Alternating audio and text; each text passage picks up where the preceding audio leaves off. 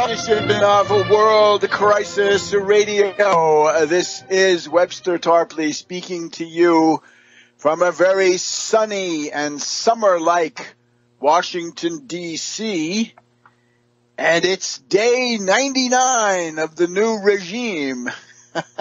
And I have attempted to foreshadow along the way, these 100 days don't resemble Franklin D. Roosevelt's 100 days. If anything, they resemble the 100 days of Napoleon Bonaparte, between the return from Elba, the mobilization, the Battle of Waterloo, and the departure for St. Helena. That's the original 100 days. All these pundits on TV have no historical depth. They don't know where these terms come from.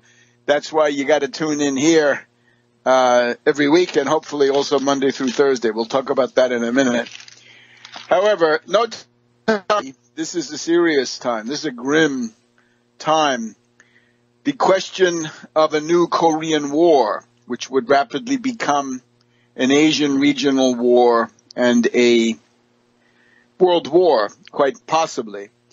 Now, overnight, we have the tenant of the Oval Office telling Reuters that we now have the possibility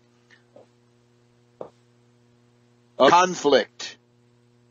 Now, subjective point of view, the speaker imagined a context and a meaning for this. I think that subjective framework, essentially a major wag the dog. In other words, by sprinkling these threats, allusions, innuendos here and there in conversation, the tenant of the White House imagines that this shores up, bolsters a discourse which is otherwise largely one of failure, defeat, retreat, and so forth.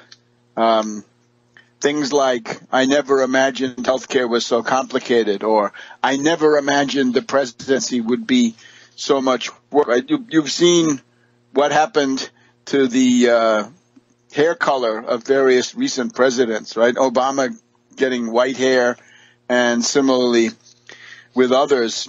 You should have thought of that in advance.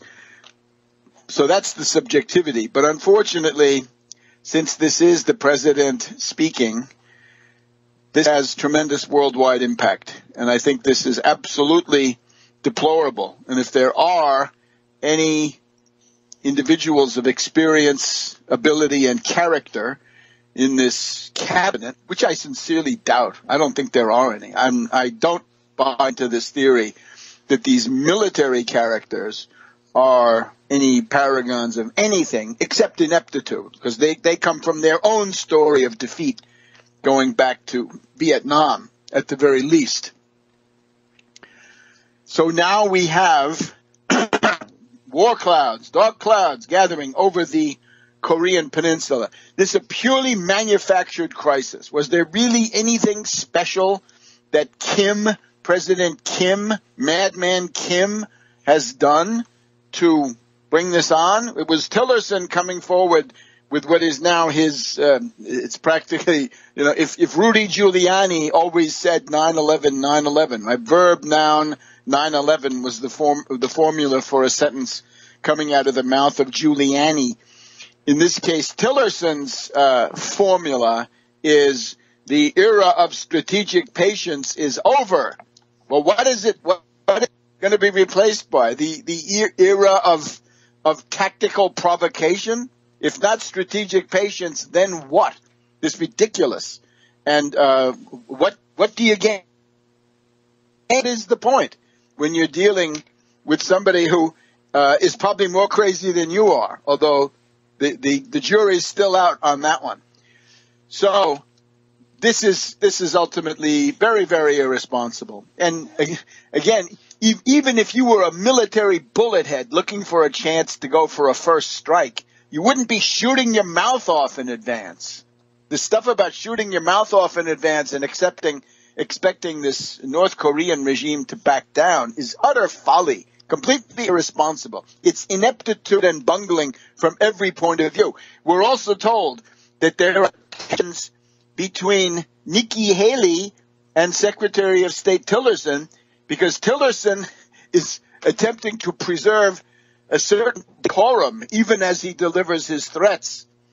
But Nikki Haley, of course, identified here. Nikki Haley imagines herself as the new Sarah Palin, but this time going all the way to the presidency. And, of course, the presidency has been massively devalued, the idea being, well, if he can be president, then why can't I?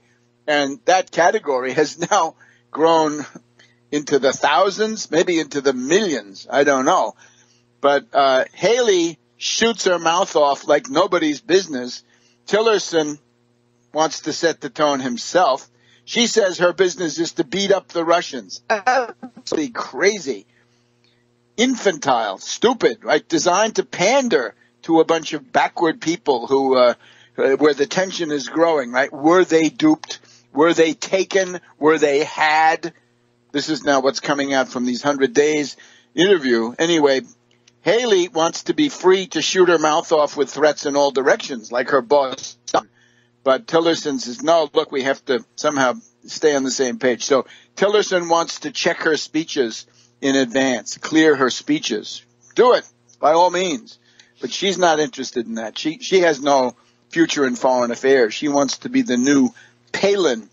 She's interested in palingenesis, a very erudite pun, right? Palingenesis is the creation of a new kind of humanity. And with Palin, we did not get palingenesis. We had an anti-palingenesis.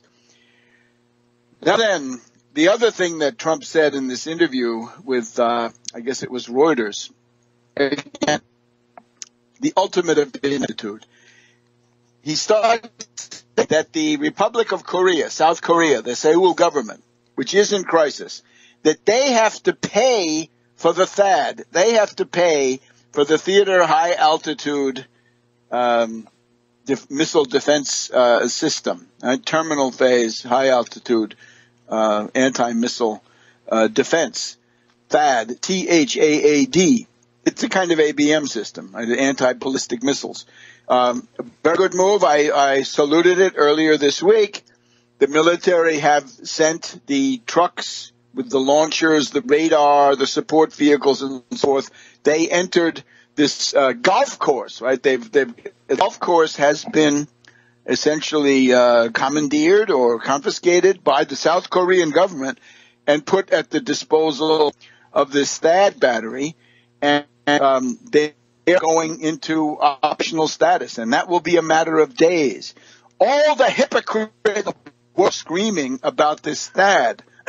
We have the Chinese government the current crisis because all of that high-tech equipment necessary for the North Korean missiles and for the nuclear weapons program, none of that would have been remotely possible without the Chinese willingly bootlegging all kinds of high-tech equipment off the world market into China and then across the Yalu into North Korea. So that's one.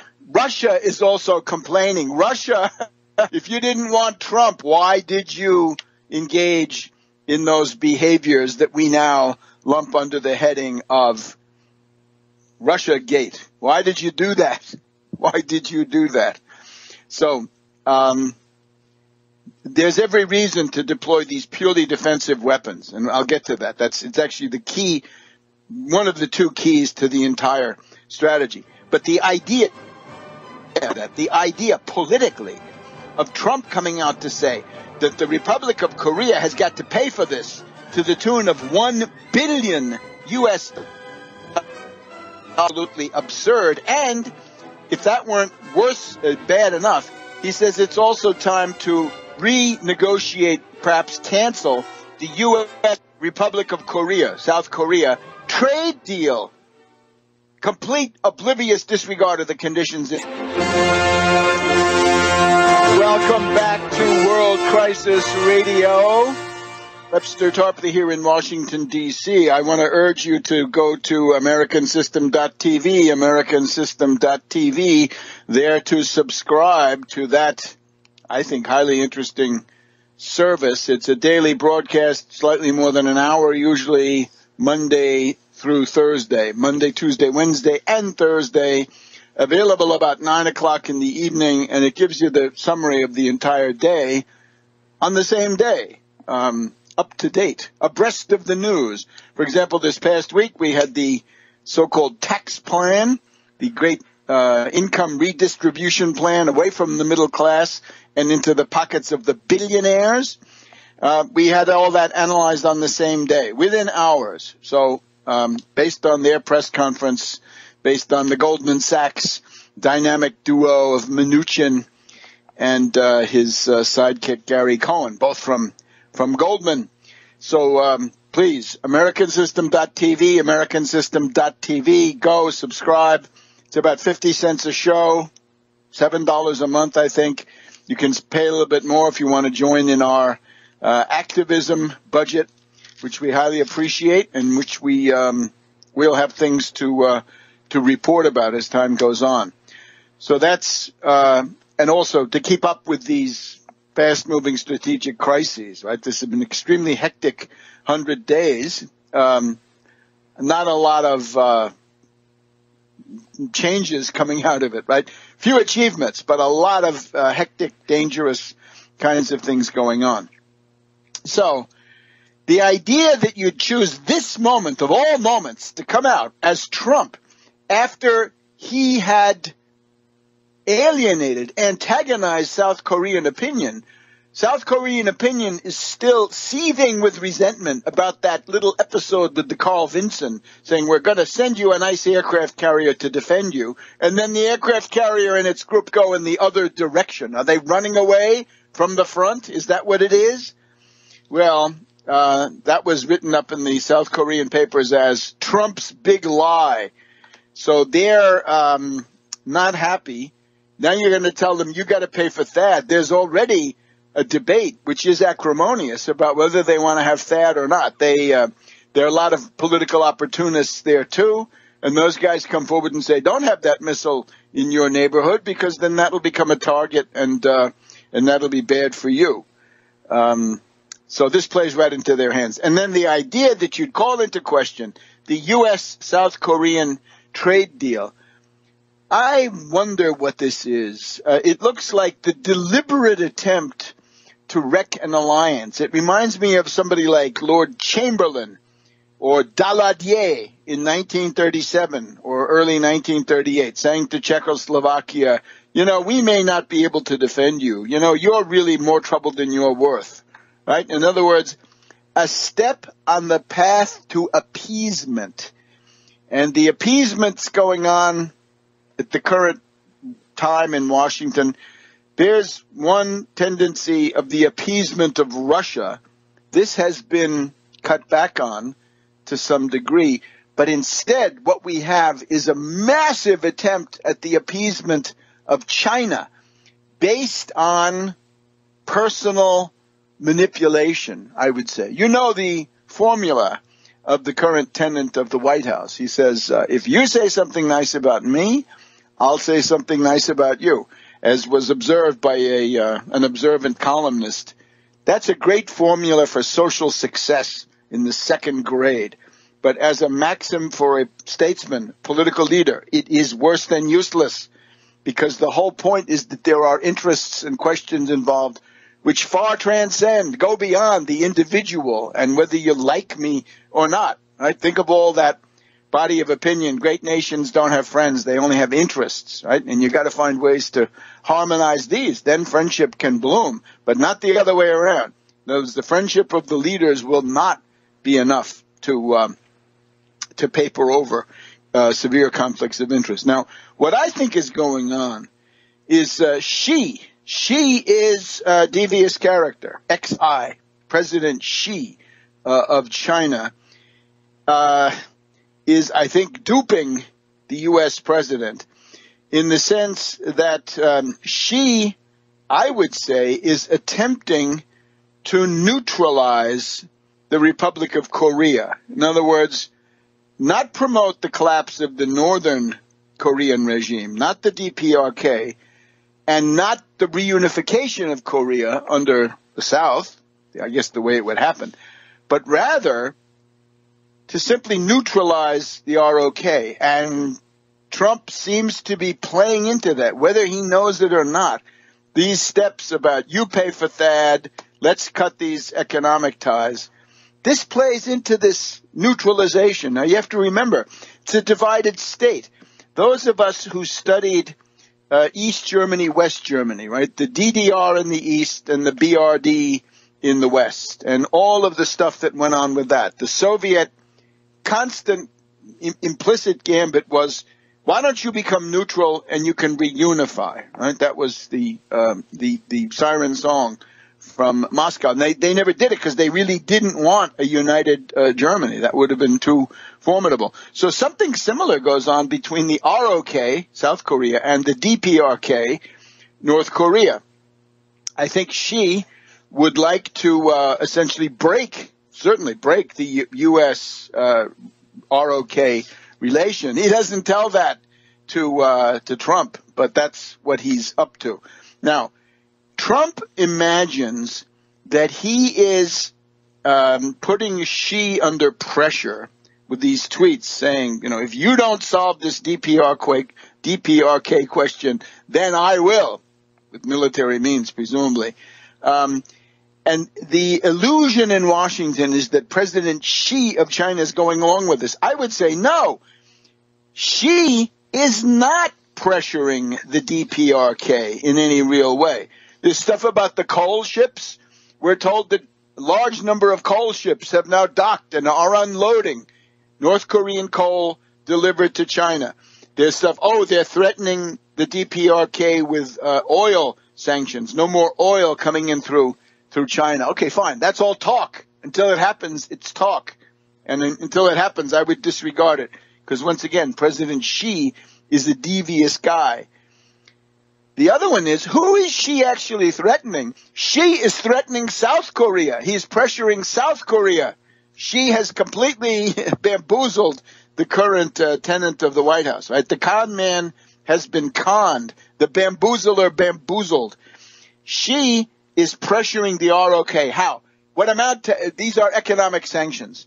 An economic boycott, sector by sector, is unfolding. And in the first month or so, it was tourism and visits and the kind of money that can be generated by that.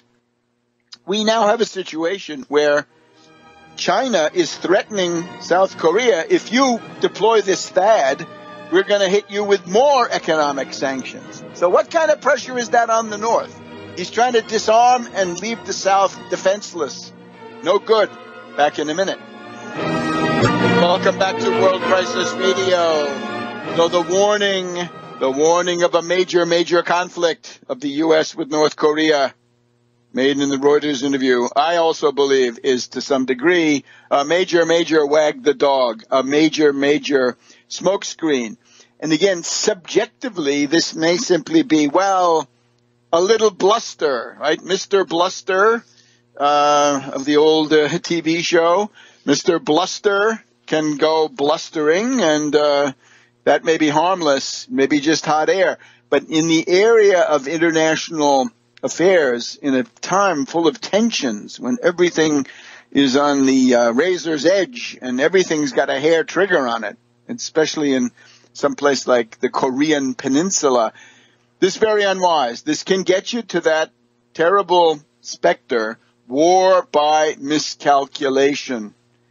Xi is, I think, a practitioner of the grand strategic conspiracy, I guess, in Chinese terminology, and has duped the White House and is pressuring South Korea. And this is part also of the atmospherics of an election. The previous president was a right-winger, Park, right? Pak, Watergated out, impeached and removed, and that's leading now to an election on May 9th. So it's a week.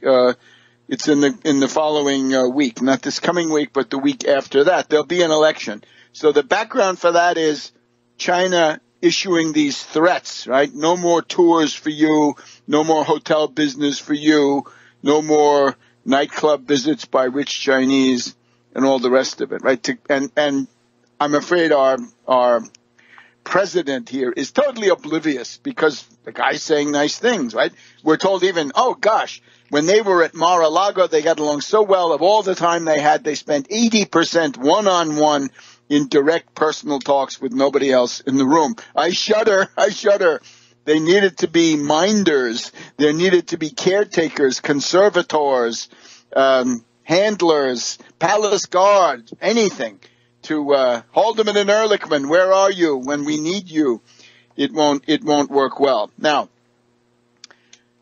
the duplicity, of course, is, as I say, that the mainland Chinese, the PRCs, Beijing, they have delivered the technology needed to catapult North Korea into this situation of having nuclear weapons and an ICBM capability in the process of being created.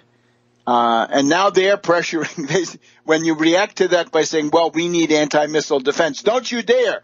They say the radar on the THAAD batteries can see into China. Yeah, that's too bad, isn't it? Why didn't you think of that when you let all that technology go across the border? So I would say two things. The first is you do want a diplomatic solution. So therefore, engage North Korea in direct talks. What do you want? You want a peace treaty to end the Korean War of 1953? Probably makes sense. You want a non-aggression pact? We can talk about that too. What else? Specify what you want.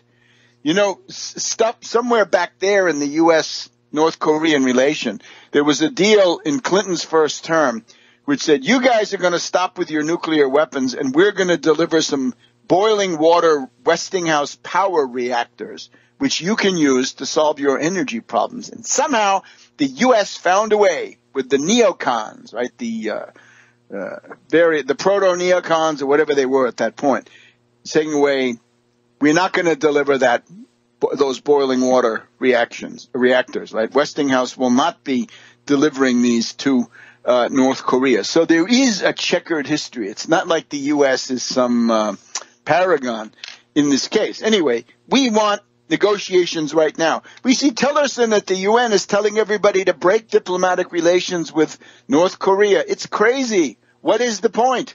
Jaw is better than war.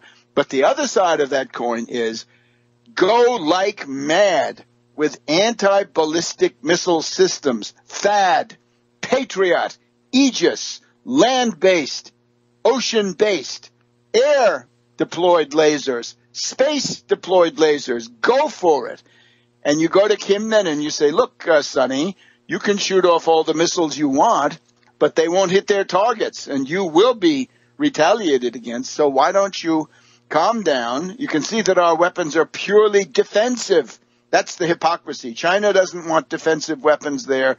Apparently Russia doesn't like defensive weapons there. A lot of people don't like purely defensive weapons. This is hard lumps for them.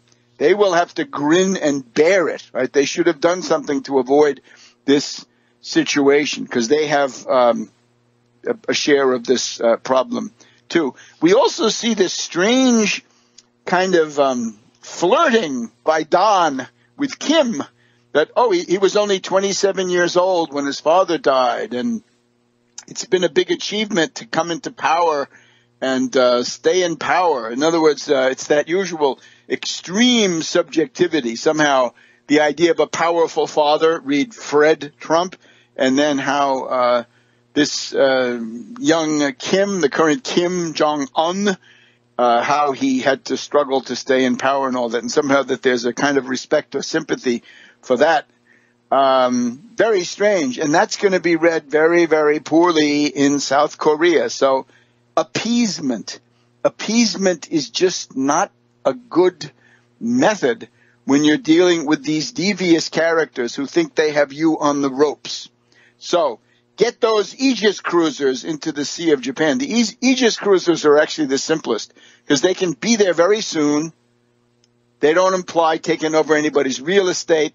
They are their own target. They're out in the water. Don't worry. Your neighborhood is not going to be affected. But Japan will be protected. You put some of those, you line the Korean peninsula with those, and at that point, there won't be any missiles hitting their target. So this is, I think, the royal road to success. There's also the question of secondary sanctions. Tillerson brings this up. You may consider these, I think. That is to say, in particular in regard to China, to institutionalize what I was saying. You'd go to China and say, look here, you've been shipping technology to North Korea. We're sanctioning North Korea as we have before, but if you insist on shipping this stuff to them, we will sanction you too, you China. And I think at that point, that is when a rapid change might occur. At the same time, of course, you want to give these guarantees. Tillerson did say something like this, right? We're not looking for regime change. We're not trying to attack this country. We have no designs. I hope it's true. But I would say that those would be the things that I would add. We had all the senators trooping down to the White House this week. There's apparently an effort to try to build a crisis atmosphere around it. This is a bad idea. The senators were not happy. The Republican senators felt that they had been used as props, that their dignity was somehow undermined by having to get into these buses like, kids on a field trip from school or from a summer camp or something like this. In particular, Senator Corker, right? Remember, the key to the Senate is vanity. So Corker's vanity was wounded because he was expected to get in the bus and go down there. So they asked him, what about that briefing? Yeah, it was fine. Yeah, it was okay. Did you learn anything? Probably not. And the very dangerous one is the wag the dog. That if you have problems, if you've got too much Flynn and Russiagate and Kushner on the front page, as increasingly is the case, the way you clean that off is by rocket rattling, make some good threats, and you can improve your numbers. Very, very bad lesson. Back in a minute on World Crisis Radio. Welcome back to World Crisis Radio, and we're here on the afternoon of April 28th, 2017. It's day 99. We changed the calendar, right? It's 1943 was year 21. Now we have to change the calendar. It's now day 99. So the question on the domestic front. We had an attempt made now, once again, the Republicans attempted to relaunch Trumpcare, Ryan-Care, the dismantling and destruction of Obamacare and its replacement with this Trumpcare. And that's the original bill, the AHCA, the American Health Care Act, which had 17% popularity. The current one was more of a stealth bill. It was a deed done in the dead of night, or better yet, a deed attempted in the dead of night, which did not succeed. Yesterday there was a strong-arming session, and we could hear bones cracking and knuckles slamming into soft tissue and various kinds of gasps coming through the door. There was a lot of arm twisting going on. This was Ryan, McCarthy, and their clique attempting to strong-arm the Republicans. It had been preceded by massive concessions to the most extreme reactionaries, which is always the line of least resistance among the Republicans. They were telling Congressman MacArthur that his plan for waivers, in other words, you have a bill, a law, but you let all the states drop out of it and create their own backward, substandard, ridiculous solutions, which will eventually bankrupt their hospital systems. They call that choice. Mini-meds, junk insurance, insurance policies that have, $5,000 worth of benefits, 1 day in the hospital, 1 2-hour doctor visit at most per year. You get the idea. That's what they mean by freedom of choice. That's the wonderful benefit of freedom that Republicans want to bring you, right? Free to choose. Milton Friedman, same ideology. But after all of this was done, they did get apparently some votes pledged by the ultra-reactionary Tea Party caucus, calling itself the Freedom Caucus. They called it liberty. I call it license. This group was willing to be cajoled, bought with concessions. But the Tuesday group, they decided that they wouldn't go along. In other words, they would not go along in sufficient numbers. Now, what we learn is that as of last evening, that is to say Thursday the 27th, day 98, we had as many as I'm reading in the Washington Post of this morning, Friday, April 29th, top lead article, as many as 15 or so House Republicans have publicly said that they will not support the latest GOP proposal, which was crafted among the White House, the hard-line House Freedom Caucus. Is hard-line really adequate, boys, at the Washington Post? How about reactionary? Wouldn't that be more accurate? I mean, aren't you concerned with words? Right? Anyway, the hard-line House Freedom Caucus and a leading moderate lawmaker, one of them going off the reservation, that would be MacArthur, a member of this Tuesday group, but acting on his own, right, attempting, I think, a career move. So Paul Ryan and the White House came out of this with an incredibly narrow path to get to passage. The Speaker can only afford to lose 22 Republicans on a health care vote because he won't get any Democratic votes. And right now, I think what you need is 216 because a couple of those seats are vacant, right? The Georgia seat is vacant. The Montana seat, I think, is one seat in each of those places is vacant. So in the evening, there was this 90-minute meeting with Ryan and McCarthy, and then McCarthy came out to say there will be no health care vote on Friday, and that they were lifting and shifting to the getting the votes to keep the government going for 1 week. So McCarthy says, we are not voting on health care tomorrow. We're still educating the members. They're still got them in an arm lock, in a hammer lock behind the scenes, and they're groaning. We've been making great progress. As soon as we have the votes, we'll vote on it. So, from Trump in a tweet, as families prepare for summer vacations in our national parks, Democrats threaten to close them and shut down the government. Terrible. Well, we know how to evaluate this. So the idea was, first of all, they don't have the votes in spite of all this stuff. Right? It's like the classic thing of two people trying to sleep in the same bed, and the blanket is too small, and one of them pulls the blanket one way, and then the other one gets cold, wakes up, pulls it back the other way. It just doesn't work. The Republican Party is the party of chaos, ungovernability. They can't agree. They can't pass legislation. It's an absolute mockery. It's unprecedented. They control everything. President, Senate, House, Supreme Court, all power in their hands. And because of their lunatic ideology, right, this libertarian Ayn Rand, which is what a lot of them believe. Ryan is a reputed disciple of Ayn Rand. And what that means is that if 24 million people are going to lose their insurance, that's a good thing because they should lose their insurance. They deserve it. They're poor. It gets back to Calvinism. There's no other way to put it. They're poor.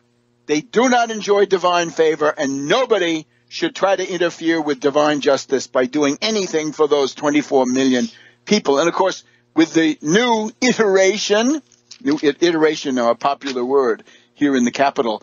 With this new iteration, it's going to be more than 24 million. And they never yet got to the point of asking the Congressional Budget Office. I think they're going to try to avoid the Congressional Budget Office no matter what they do or don't do. So that's the Obamacare. Now, there was a connection established between these 2 points.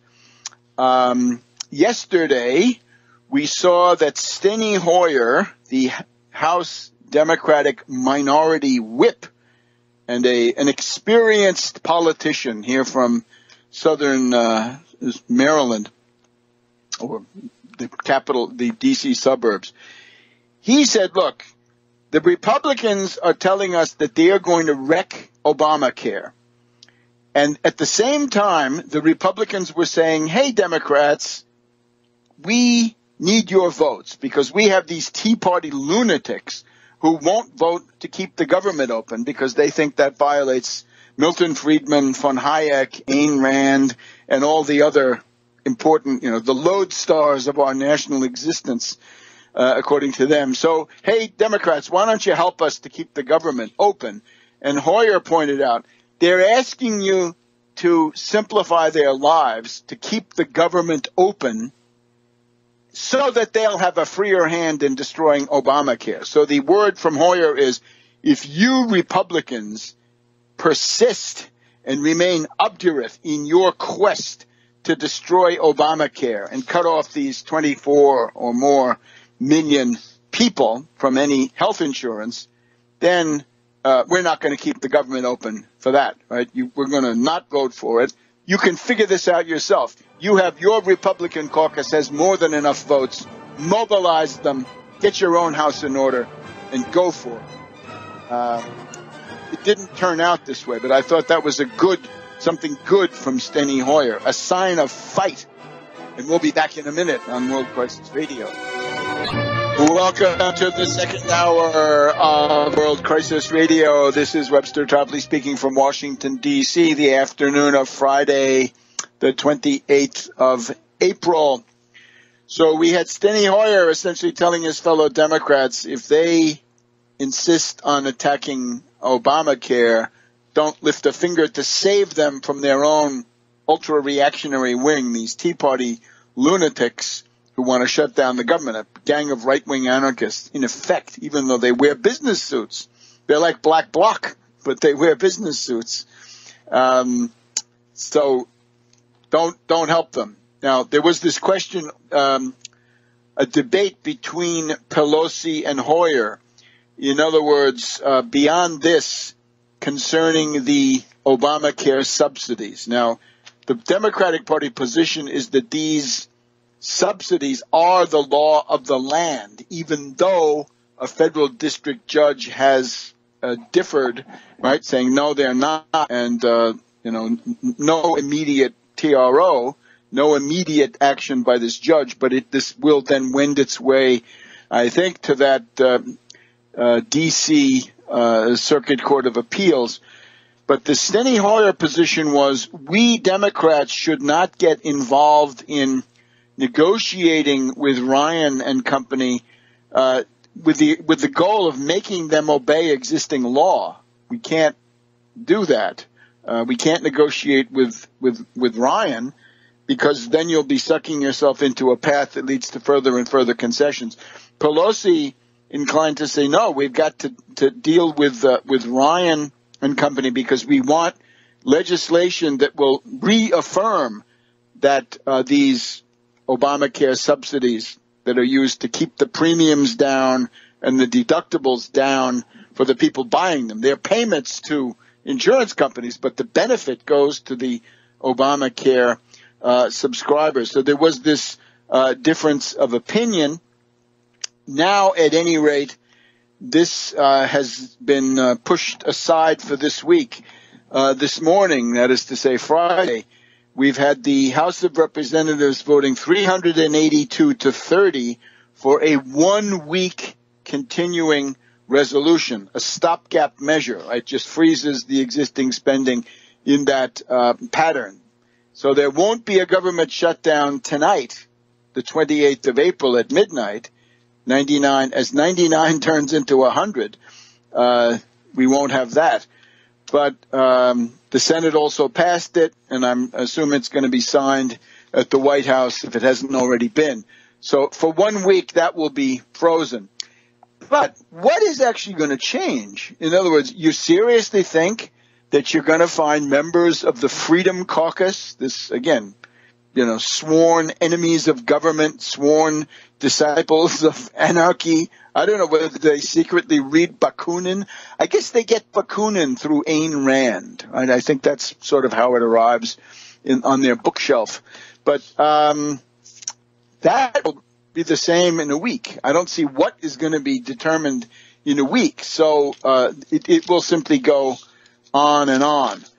Now, that's the legislative front.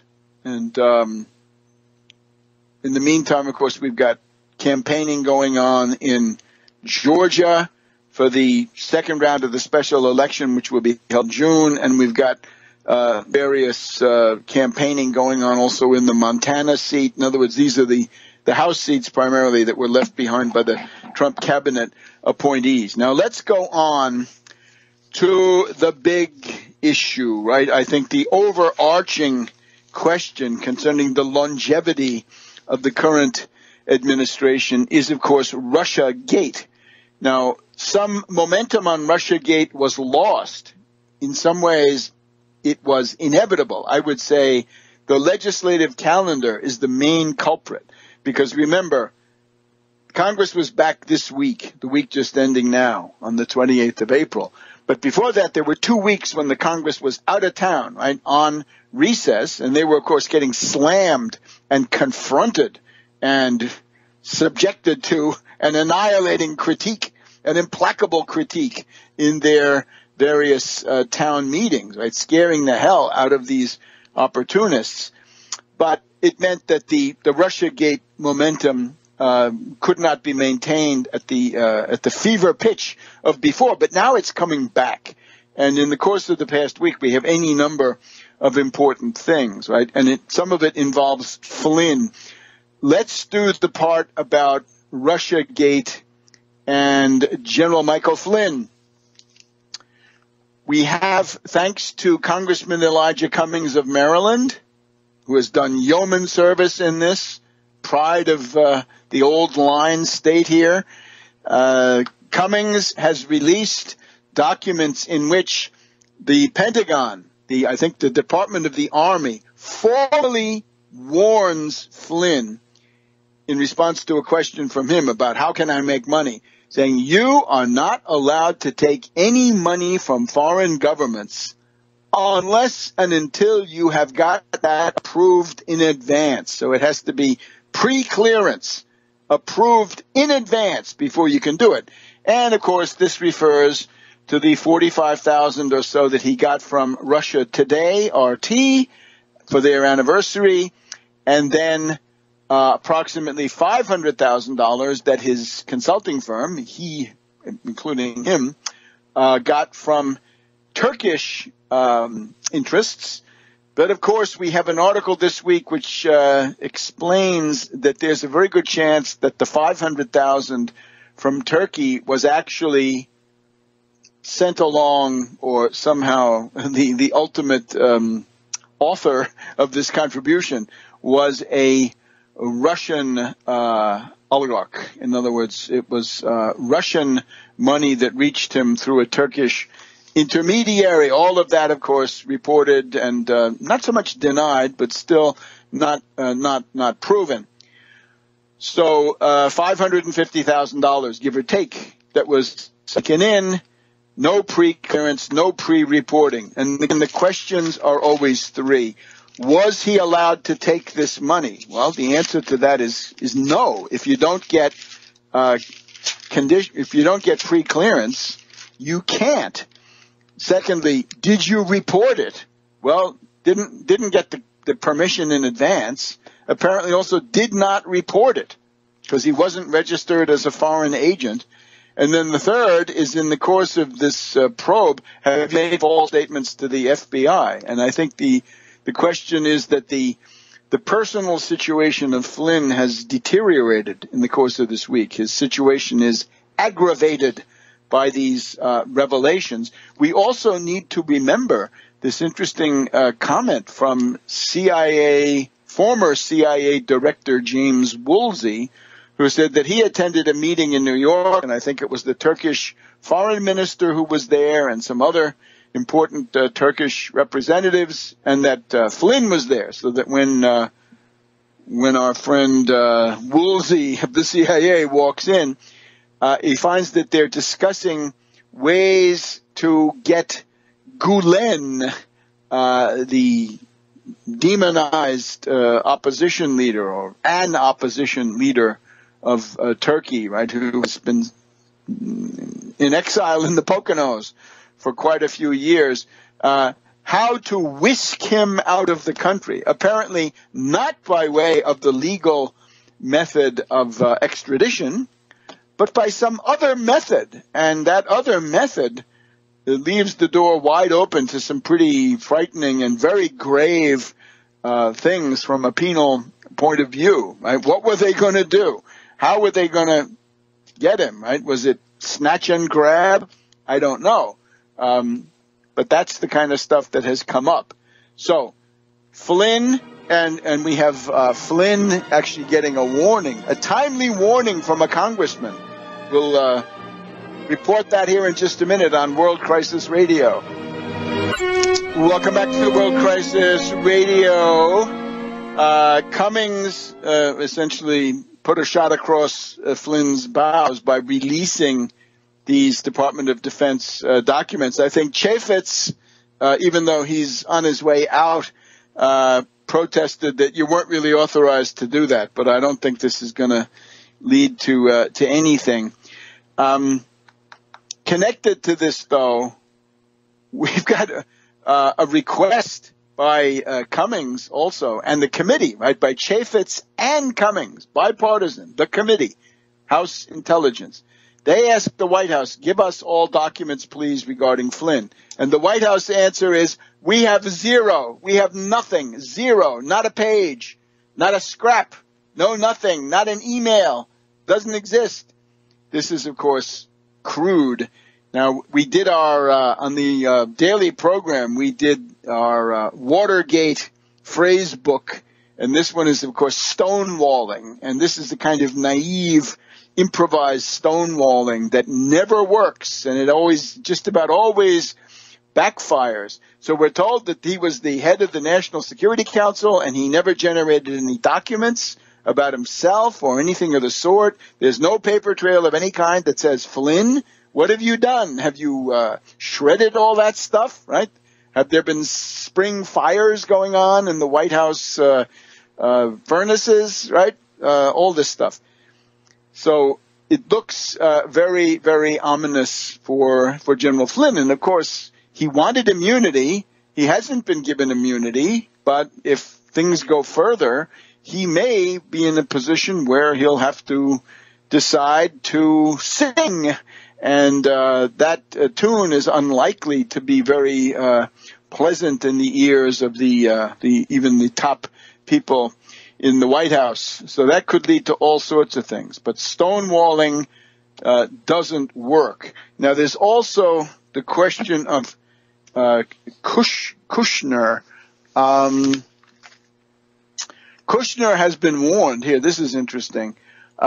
California Congressman Ted Lieu of Torrance, California, has sent a public message to Kushner saying, you better get a lawyer.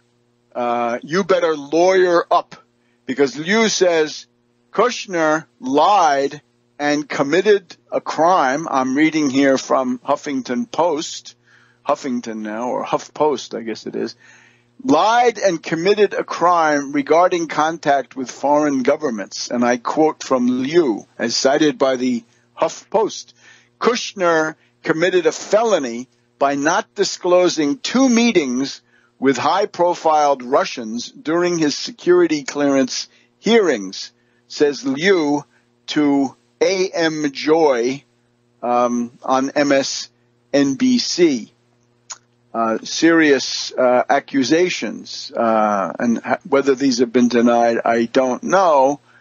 But Liu also wants Kushner's security clearance to be suspended. So more pressure on this Russiagate front. We're also told there's a lengthy article about the relations of Kushner with, I guess, a silent partner. That is to say, the Steinmetz family of Israel, very wealthy, and apparently the Steinmetz family and the Kushner family have allied in the purchase of various properties in Manhattan. I think part of this is apartment houses. It's also well known that Kushner had acquired the old Tishman building, 666 Fifth Avenue. Not clear whether Steinmetz money was involved with that, but the Steinmetz group is implicated in parts of Africa, that is to say, in procuring cash payments to government officials to procure concessions. And apparently Guinea, right, the country ruled over by Sékou Touré after the late 50s, when he left the French Union and became completely independent. This is the Steinmetz family has somehow got their fingers in that, and this then leads back to Kushner. So the general idea is that this is getting back on the front burner, and it certainly will more so. Now, it's hard to predict what's going to happen because there's been so much sabotage. The House committee sabotaged itself through Nunes. Nunes now a laughingstock, recused and under ethics investigation. Chaffetz attempting to avoid that fate, leaving, getting out of town. Senator Burr of North Carolina, no staff available for this. Senator Mark Warner of Virginia, right-wing Democrat. Is he covering up? Is he being honest? We also have Angus King, the great independent, this week, saying that if the Senate Intelligence Committee doesn't do its job, he'll be the first to tell you. Well, I'm sorry. We don't really take any of that to the bank. But what we want to hear is the public testimony of Sally Yates. And Sally Yates has got to tell us, when you went to the White House, or if you did you go to the White House on the 25th of January? And did you tell the White House, and who did you tell in the White House, that General Flynn was in danger of being blackmailed by foreign powers because he had not candidly reported his contacts with Russian representatives and others? Yates. We'd also like to hear more from Clapper, the former head of the DNI, and we might as well hear from Rogers of the National Security Agency. We want to hear all of them in public testimony, because you'll remember a month ago or more, we had a public hearing with House Intelligence Committee. We had Comey, we had Rogers, and Comey said, yes, the FBI in July of 2016 started a counterintelligence investigation, including a criminal dimension, in regard to the contacts between the Trump campaign and Russian intelligence, including individuals, said Comey, and he had hidden that for the election. Okay, thanks for nothing, Comey, but now we know it. There was then, in the following week, there was supposed to be the hearing with Yates and Clapper, and that is when Nunes went on his midnight ride to the White House, his farnetications, his posturing, his evasive action, and so forth, which didn't really lose a month, but it lost a week or two of time between then and the congressional Easter recess. So, there we have it. Russiagate is coming back. Flynn has got no immunity, and everyone is expecting, with bated breath, the Yates, Clapper, and possibly Rogers testimony in full.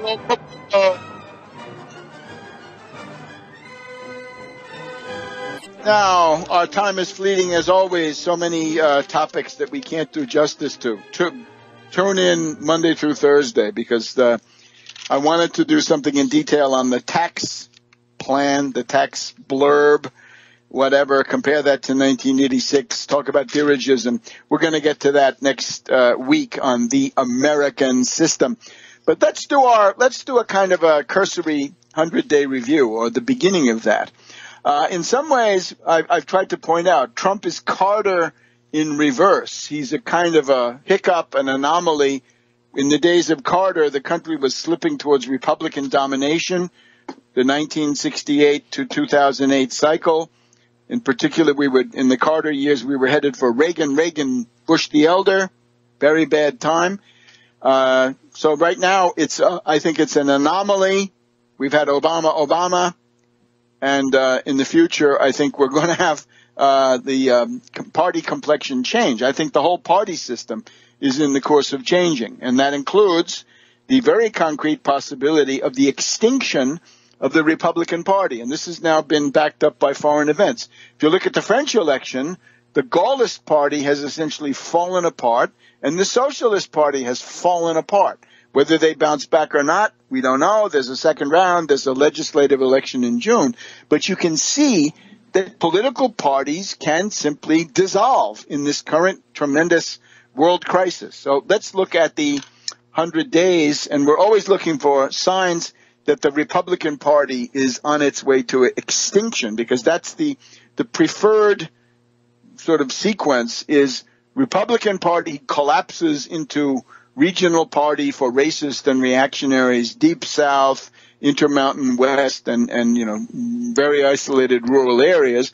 Democratic Party then tends to split into two parts, pro-Wall Street, anti-Wall Street, and with that you will have moved the political axis of the country and to some extent the world quite a few degrees towards the left, towards a humanitarian kind of approach. So that's the hope.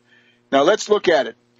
Let's look at the conflicts that have emerged, that have been engendered, in many cases useless. These are futile conflicts. These are self-destructive conflicts. First of all, Trump, and we're talking about Trump in this entire section, has antagonized the executive branch. Even before he got into office, we had 1,200 people in the State Department signing one of those internal dissent memoranda, right? The EPA is against him. The federal bureaucracy as a whole is not happy with this freeze, the hiring freeze that was put on. The frictions with the intelligence community are legendary. He's called them Nazis. He's called them McCarthyites. He's insulted them in a number of ways, right? So you look at the president sitting on top of the executive branch, and you'll see that large parts of it have been thoroughly antagonized and are in effect in rebellion. I would look into the officer corps too, because we get these kind of fragmentary reports that people in the officer corps who have a notion of mission and of honor are horrified by what's going on, and they're not interested in becoming the tools of that. Antagonizing the Congress. Well, just this past week we had this useless trip right to this empty briefing that they could have come up to the Hill to give this, right? The going to Canossa was not necessary in these buses. It said bus for hire, right? Maybe they could have painted that and put senators for hire on the side of the bus. Anyway, with the Congress, the problem is clear. Trumpcare, Ryan-care, proposed twice. The abolition of Obamacare failed both times. Can't pass a real budget. I think this is an open-ended crisis now, because I don't see how the Tea Party lunatics are going to be placated. So there's a kind of a friction with Congress. There's a sense that Trump is a burden for them, that he makes their lives difficult. He's constantly coming up with these incendiary statements, threats, quarrels, vendettas, and so forth. So I think the Congress is not happy. How about the judiciary? Well, Judge Robart ruled against him in Washington State. Judge Oreck now in San Francisco ruled against him. He was insulting Judge Curiel because he was a Mexican. He insulted other judges in other cases. We have so-called judges. We have what I think very serious, a threat to break up and denature the Ninth Circuit, right? Something that takes us back to the 20s and 30s in some ways that are pretty frightening. We'll have more about that as the weeks go on. So with the judiciary, but also judges in Oregon, Washington, Maryland, in New York, right? It was the first travel ban struck down, the second travel ban struck down, and now this question of the most recent, right, with Judge Orrick pointing to the overreaching, right, that it's a violation of the 5th, the 10th Amendment and the separation of powers to say that you can unilaterally cut off money to local jurisdictions because they don't immediately copy and obey your priorities in enforcing the immigration laws. How about with the states? Well, California is in a kind of rebellion, right? We've got Becerra, I think now is the Attorney General. We got Jerry Brown and all these people. California is anti-Trump. In New York State, we have Cuomo coming out with a free college plan. This is actually very, very interesting. But generally hostility there. Governor of Maryland here won't even say Trump's name, won't lift a finger for him. And there's quite a few states where the hostility could not be more evident. How about the media? This is also self-evident. The media are the enemies of the people. They're so dishonest. And now the price for that will be on Saturday night. First night you can hear this broadcast. If you hear this on Saturday, the 29th of April, what you should do is tune in on C-SPAN. You're going to see the White House Correspondents' Dinner. For the first time in 36 years, Trump is not going to go, the president will not go to the White House Correspondents' Dinner. He's going to go to a 100-day rally in Harrisburg, Pennsylvania. Lots of luck with that. Who knows how well attended that will be? We'll see. But the White House Correspondents' Dinner, they will have a master of ceremonies, Hassan Minhaj, of Islamic background, Muslim background from India, just what Trump ordered. And in particular, the subtle revenge of the correspondents is that the speakers will be Carl Bernstein and Bob Woodward, the two Watergators who helped to bring down Nixon back in the 1972 to 1974 period, right? Serious investigative reporting, courage, challenging power, delving into abuses. This is, I think, the symbolism here could hardly be more evident. All right. How about public opinion? Well, once again, I've rechecked the figures for the 21st of January, March. It is by far the biggest protest in American history. In the United States here, we had 5.25 million people marching against Trump, overwhelmingly. 5.25 million. Abroad, in London and many, many other places, 360,000 more. Grand total approximately 5.6 million people protesting against the biggest in world history. Biggest in world history. Back in a minute. Welcome back to World Crisis Radio. It's our last segment already. Here we are, the end of our program, almost on the 28th of April. Anyway, in terms of institutional conflicts, the isolation of this administration, right? In conflict with large parts of the executive branch, Congress on all major bills, no important legislation passed. The only thing passed is Gorsuch, and that required a staggering blow, an act of vandalism. People who claim to be traditionalists in the Senate turn out to be radicals and anarchists because they say we're not going to have 60 votes anymore. We're not going to have filibusters. We're just going to get rid of that because we have to have Gorsuch. And Gorsuch, of course, I warned you of his cruelty. What did he do when he got to the Supreme Court? He voted to execute this poor guy in Arkansas. Arkansas wanted to kill 8 people this month. They've only been able to kill 4, and it looks like that's the end of it. I certainly hope so. And I hope that they never get the deadly chemicals that they're looking for. Anyway, executive branch, bad. Congress, bad. Judiciary, federal judiciary, bad. State relations, bad in the case of the modern, vibrant, dynamic states. Media relations, abysmal. And civil society, of course, is a mixed bag because there were groups that are willing to play along. We'll see how long that lasts.